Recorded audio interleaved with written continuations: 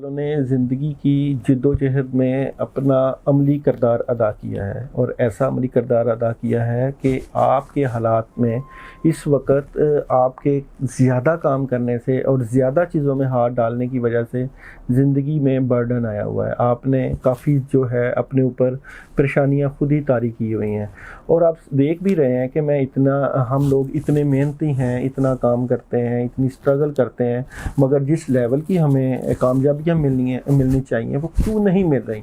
ये एक इशू बना हुआ है।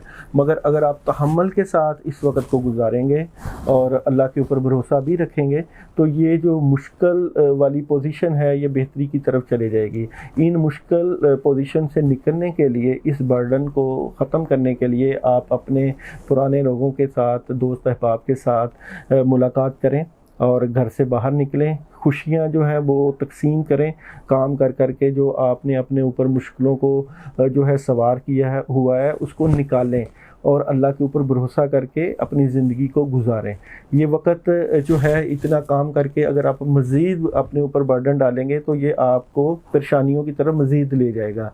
इस वक्त आपको खुश रहना पड़ेगा और खुश रहने के लिए दोस्त अहबाब से मिलें और अल्लाह का शुक्र अदा करें, बल्कि शुक्र अल्हम्दुलिल्लाहि रब्बिल आलमीन की तस्बीह करें और अल्लाह ताला इंशाल्लाह आपके लिए आसानियाँ पैदा कर देंगे।